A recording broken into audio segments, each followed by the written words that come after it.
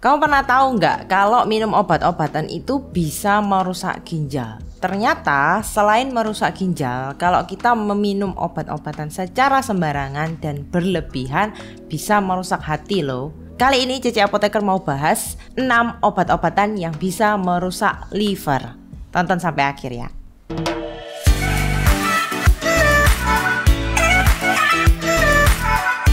Halo Sobat Sehat, kembali lagi bersama Cece Apoteker di Tobat Tanya Obat. Kalau yang lalu Cece Apoteker sudah pernah membahas obat apa saja yang bisa merusak ginjal. Kali ini saya akan bahas obat apa saja yang bisa merusak liver.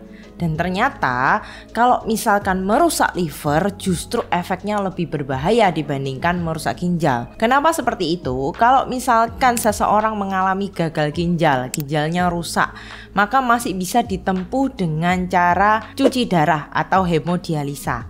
Tapi sedangkan kalau misalkan liver yang mengalami kerusakan, maka sudah tidak bisa diatasi lagi. Rusak ya rusak. Kemudian digantikan dengan apa? Tidak ada, bisanya dengan transplantasi hati. Oke, kali ini Cece Apoteker mau bahas dulu ya. Sebenarnya liver ini penting gak sih buat kita? Gunanya buat apa? Kok bisa kalau misalkan minum obat itu bisa merusak liver? Kenapa seperti itu? Kita bahas satu persatu. Oke, yang pertama hati atau yang kita sebut dengan liver itu gunanya di dalam tubuh untuk menghilangkan limbah kimia dan racun dari tubuh. Jadi kalau kita mengkonsumsi makanan, obat-obatan, itu limbahnya, racunnya itu akan diolah kembali dan dibuang oleh liver ini. Kemudian memetabolisme obat dan makanan. Jadi obat-obatan tertentu itu ada yang metabolismenya di hati. Oleh sebab itu apabila obat-obatan tertentu ini yang metabolismenya di hati diminum secara terus-terusan dan jangka panjang, apalagi dalam dosis yang berlebih, maka akan menyebabkan kerja livernya berat dan mengalami kerusakan. Yang ketiga yaitu mengeliminasi limbah lewat empedu dan urin. Ya, jadi segala sesuatu yang telah dimetabolisme oleh liver akan dikeluarkan melalui empedu dan urin. Kemudian, apa sih yang menyebabkan obat menjadi hepatotoksik? Ya, hepatotoksik itu artinya adalah merusak atau berbahaya bagi hepar atau bagi liver. Yang menyebabkan obat bisa hepatotoksik adalah yang pertama dosis obat. Ya, jadi lagi-lagi berdasarkan dosis obat. Dosis obat itu pasti setiap obat ditentukan sudahan dosisnya harus 500 mg atau 250 mg. Ya, kalau berlebihan ada dosis maksimal dalam satu hari. Dan dosis maksimal itu harus dipatuhi dan tidak boleh melebihi dosis maksimal. Kemudian yang kedua adalah kerentanan seseorang terhadap obat. Ya, jadi setiap orang itu memiliki kerentanan terhadap obat. Orang A tidak sama dengan orang B. Bisa jadi orang A ini sensitif terhadap obat X. Orang B belum tentu sensitif terhadap obat X. Bisa juga karena masalah genetik yang menyebabkan kerentanan seseorang ini terhadap orang lain itu berbeda terhadap obat. Yang ketiga adalah alergi obat. Ya, jadi ada orang tertentu yang mengalami alergi obat. Kalau misalkan minum obat A gatal-gatal, itu namanya alergi. Atau minum obat A kemudian langsung pusing atau mengalami kemerahan, maka itu yang disebut dengan alergi obat. Nah, selanjutnya obat apa saja sih yang memicu kerusakan hati? Yang pertama adalah parasetamol. Siapa sih yang gak pernah tahu parasetamol? Bahkan sehari-hari kita selalu punya stok di rumah parasetamol. Mereknya banyak ya, kita tahu ada Sanmol, ada Panadol, dan banyak macamnya. Dan sangat familiar sekali, seseorang kalau nggak punya parasetamol itu rasanya aneh sekali ya. Kita pusing minum parasetamol, kita demam minum parasetamol. Bahkan anak kecil pun kalau demam pasti mamanya selalu sedia parasetamol di rumah. Parasetamol sendiri fungsinya sebagai analgesik dan antipiretik. Bisa digunakan untuk demam, nyeri, sakit kepala, sakit gigi, dan digunakan pada dewasa maupun anak-anak. Lalu kenapa sih parasetamol bisa menyebabkan kerusakan hati? Karena metabolisme parasetamol adalah di hati atau di liver ya. Untuk mekanismenya seperti apa? Mekanismenya adalah parasetamol ini apabila diminum dalam dosis yang berlebihan, maka akan mengurangi suplai glutathione di hati.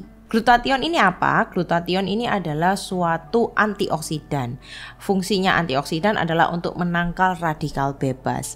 Sehingga kalau suplai glutathione ini dihambat, maka pada saat ada radikal bebas tidak ada lagi yang bisa menangkal, tidak ada yang bisa melawan lagi. Akibatnya ada metabolit beracun. Nama metabolit beracunnya adalah NAPQI ya.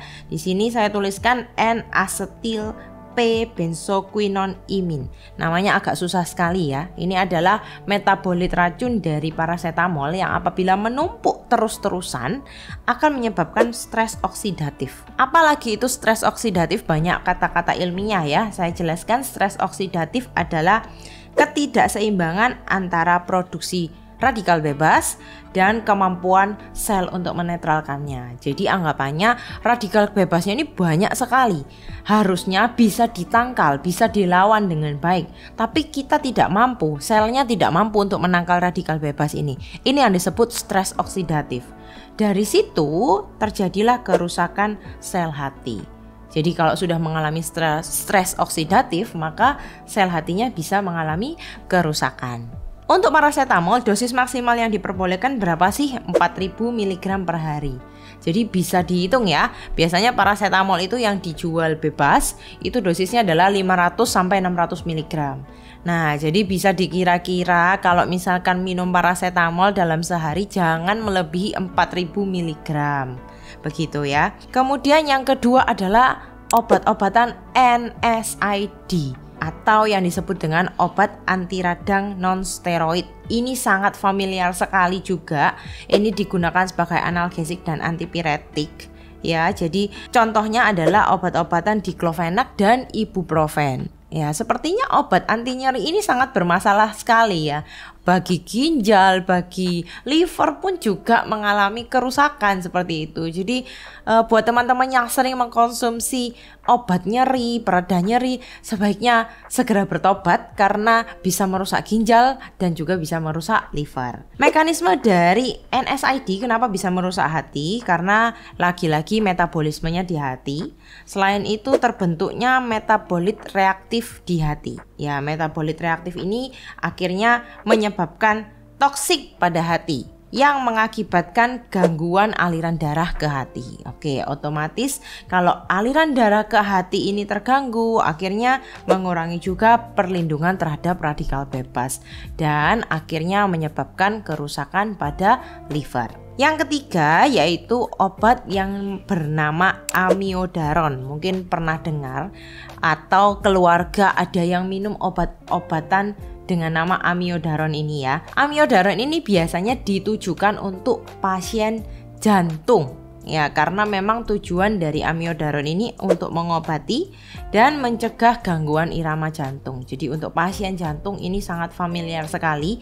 Barangkali ada keluarga yang minum amiodaron. Ini gunanya untuk membantu menjaga irama jantung agar tetap normal. Jadi biasanya pada pasien-pasien jantung seperti ini, jantungnya berdegup kencang sehingga harus minum amiodaron supaya detak jantungnya lebih normal. Kenapa amiodaron ini bisa menyebabkan gangguan pada liver?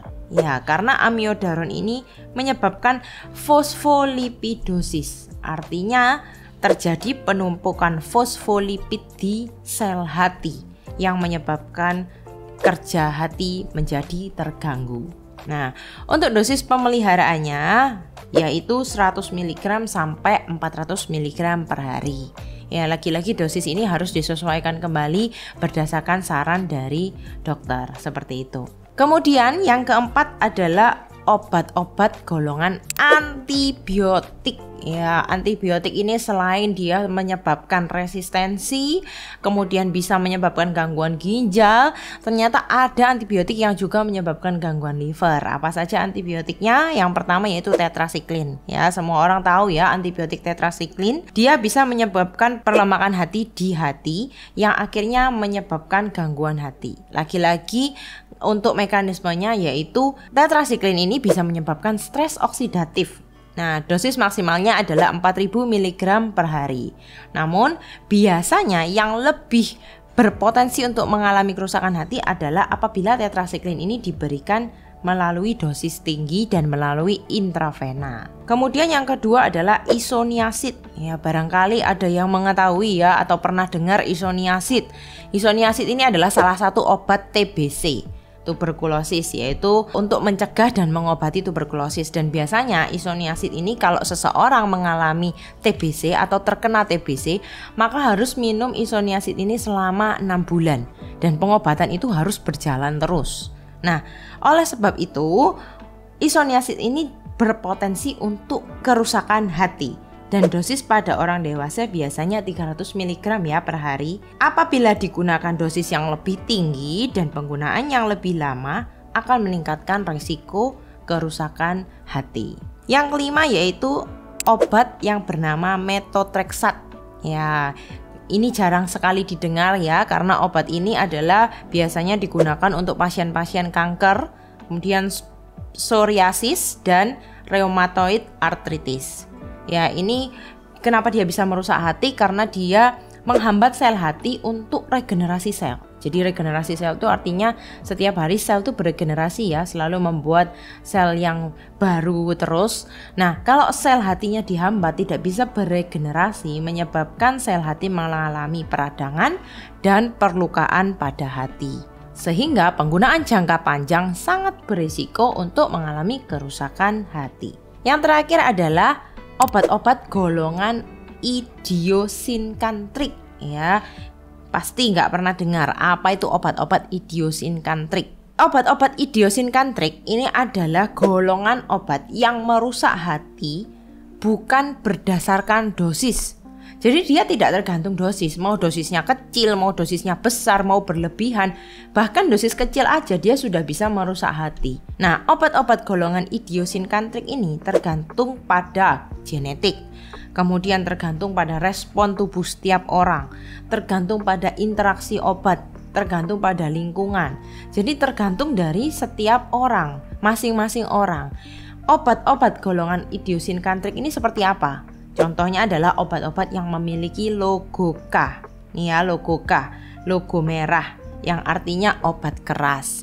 Biasanya obat dengan golongan K atau merah ini adalah obat-obat yang tergolong resep dokter.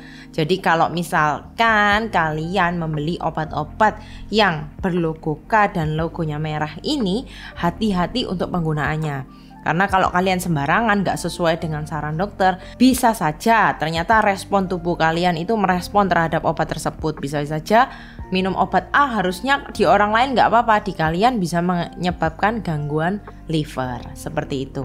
Lalu gimana caranya kita mengetahui kalau misalkan minum obat itu kemudian waduh liverku terganggu? Caranya adalah ada ciri-cirinya pasti ya. Ciri-ciri dari gangguan hati apa saja? Yang pertama kulit menguning, kemudian mual dan muntah.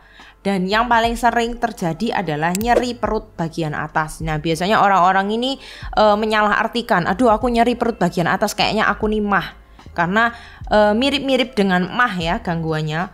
Kemudian bisa menyebabkan kuning juga pada sklera mata. Jadi bagian area mata yang warnanya putih ini nanti ikut menguning. Kemudian bisa juga timbul demam. Kemudian urin kita berwarna gelap dan bisa mengalami gatal dan iritasi. Jadi kalau misalkan habis minum obat nih, tapi nggak langsung tiba-tiba ya dalam satu hari tiba-tiba minum obat terus nanti sore langsung timbul ciri-ciri seperti ini, nggak bisa. Berapa lama obat bisa merusak hati? Kita bisa munculkan ciri-ciri kerusakan hati itu dalam jangka waktu 5 hari sampai 3 bulan. Tidak bisa ujuk-ujuk tahu-tahu minum obat langsung timbul, itu nggak mungkin. Yang selanjutnya adalah tergantung dari respon tiap orang. Jadi respon tiap orang lagi-lagi diperlukan. Jadi tidak bisa disamakan setiap orang. Tergantung sensitivitas dari setiap orang, dosis dan usia. Jadi lagi-lagi harus ada penyesuaian dosis, kemudian usia, baru adanya gangguan liver. Jadi tidak bisa dipukul rata. Oh jangan minum paracetamol sudah, soalnya paracetamol itu bisa menyebabkan gangguan liver. Bukan seperti itu ya. Dilihat lagi dari dosisnya, kemudian dari respon setiap orang. dilihat lagi dari sensitivitas setiap orang, dilihat lagi dari jangka penggunaan, seperti itu. Dan yang terakhir adalah lebih berpotensi pada yang mengkonsumsi alkohol. Jadi, jenis obat-obatan yang telah saya sebutkan tadi, kalau pada orang-orang yang rutin mengkonsumsi alkohol, maka resikonya akan lebih besar pada orang tersebut dibanding orang yang tidak mengkonsumsi alkohol. Ya, jadi hati-hati pada orang-orang yang mengkonsumsi alkohol karena resiko kerusakan livernya lebih besar. Dan jangan mencobai diri ya, minum obat dengan alkohol itu sudah salah sekali karena kalau misalkan obat yang diminum udah dosisnya besar, sembarangan ditambah alkohol, ya siap-siap masuk ke UGD begitu. Kemudian solusinya gimana, Ce? Kalau misalkan harus minum obat terus-terusan, memang disarankan oleh dokter untuk minum obat ini jangka panjang. Apakah terus gak boleh diminum obatnya? Ya bukan seperti itu ya. Lagi-lagi penting untuk mengikuti anjuran dosis dan durasi penggunaan. Jadi kayak tadi contohnya paracetamol. Paracetamol itu adalah obat nyeri yang diminum hanya bila nyeri saja. Ya lagi-lagi batas yang dianjurkan adalah 3 hari. Apabila 3 hari tidak membaik, ya sudah segera bawa ke dokter. Tapi kalau memang obat tersebut disarankan oleh dokter diminum dalam jangka panjang dan kemudian kalian mengalami ciri-ciri kerusakan hati, ya segera ke dokter lagi untuk bilang bahwa ciri-ciri itu muncul di saya. Entah itu demam, entah itu nyeri perut bagian atas, entah itu menguning kulitnya, itu harus disampaikan. Sehingga dokter bisa tahu, oh ternyata efek sampingnya seperti ini. Oh ternyata kamu mengalami gangguan fungsi hati. Kemudian solusinya yang kedua adalah jika memang kalian mengkonsumsi obat-obat yang harus rutin, maka perlu juga dilakukan pemeriksaan cek lab secara rutin. Itu cek lab bukan hanya terbatas pada fungsi hati ya, tapi pada fungsi ginjal, fungsi hati itu sangat penting. Oleh sebab itu saya bilang ginjal dan hati ini sangat penting, terutama untuk orang-orang yang mengkonsumsi obat-obatan dalam jangka panjang.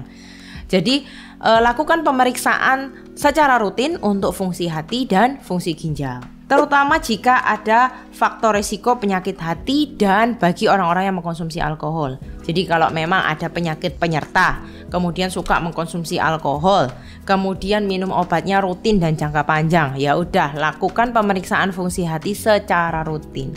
Bukan hanya fungsi hati tapi fungsi ginjal. Jadi seperti itu solusinya dan sarannya. Gak apa-apa tetap minum obat tapi diperhatikan dosis dan durasi untuk minum obat. Sekian video dari Cece Apoteker. Apabila ada yang mau ditanyakan boleh dituliskan di kolom komen, nanti Cece akan bantu jawab. Semoga bermanfaat untuk sobat sehat dimanapun Anda berada. Sampai jumpa di video berikutnya. Nah selanjutnya, obat apa saja sih yang memicu kerusakan hati? Yang pertama adalah paracetamol.